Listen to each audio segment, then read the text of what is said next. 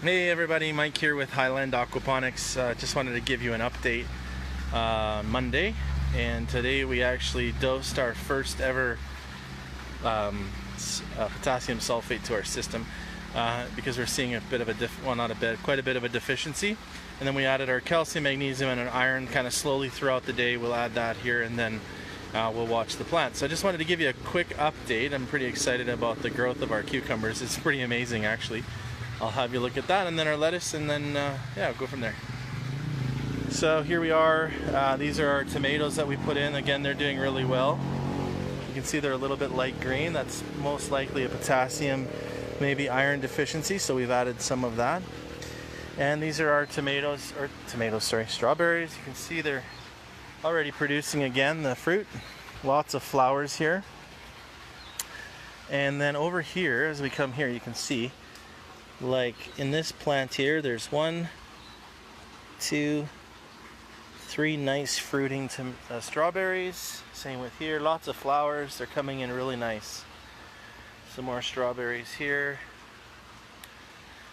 So we're happy with the strawberries. And then here's our cucumbers. Now the lighter green is the plant moving. As you can see here, the plant is moving potassium through the rest of the plant. So we've supplemented, so we'll watch the old leaves to the new leaves here, and you can see they're starting inside there to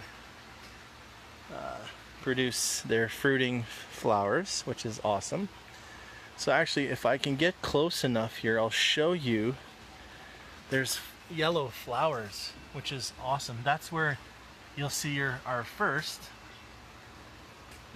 cucumbers. So there's 1, 2, 3, 4, 5. Oh man, there's a lot on there, so that's great. But you can see this variety here of cucumbers is really potassium deficient. So we planted 2 types of them, and we'll know later which is what. But you can see the deficiency. We're not too happy with that. But again, first month running, we're learning our system and what our nutrients needs to be. Over here you can see some more flowers, and these cucumbers will get all the way to the roof, hopefully, or at least to that rope, and then we'll put another board across and keep them hanging suspended. So Gina's over there. Say hi, Gina. Hi. She's cleaning and just keeping the greenhouse clean. And then over here you can see it's way more deficient over here. These are a little bit planted later, but look at this beautiful green pepper. And keep in mind, these green peppers were planted and they were late getting here. Ronnie had them at the farm, and we got busy setting up and forgot about them. So they generally, like I've said in every video, they're not supposed to keep the fruit. They're supposed to lose it. But man, if you look at this, it's beautiful. Nice and dense. It's not rotting at all. Shiny. Excited about that. Some more plants coming in here, or fruits I mean.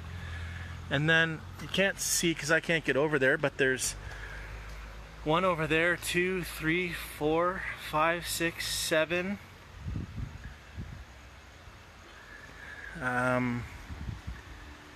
8, 9, 10, 11, 12, 13, 14. There's probably 2 dozen green peppers coming in just here. So we've added our supplements. We'll watch because I can see some chlorosis and stuff happening here on these plants. But again, we're going to learn what our system demands. A pretty heavily fruiting system. And so I'll come down here. So you can just see these beautiful flowers. And those flowers, Gina, that's where the fruit comes, right? Yes. So pretty excited that it's still fruiting. You can see through here fruit and flower coming together. So this is kind of my little paradise right now. So these are our romaines that we planted. As you can see, they're all coming in like the original. We weren't sure because they were planted from another seedling farm. And this is the green ice that came from that farm also. And the Lolo or Black Rosa. So you can see it's starting to come in like our first. And another funny thing is this Chang Kong, I say it wrong, or Kang Kong, I don't know, I say it wrong every time. This stuff would not grow in the seedling. It would not until we put it here. And now it's like a forest. So we learned that this stuff needs, like, I can't even pull this out, you guys, because the roots are so big and attached to all the others, which is a bit of a nightmare. But that's a very nice, now you can see inside there, you can see, I'm going to research this, but I'm almost certain that that's a chlorosis. Well, it's always chlorosis, but I'm thinking that it's potassium, because I know that's what everything else is kind of showing. So hi Mike, would it help lighten the load? Yeah, it would help still, or I'm not sure. Yeah, still.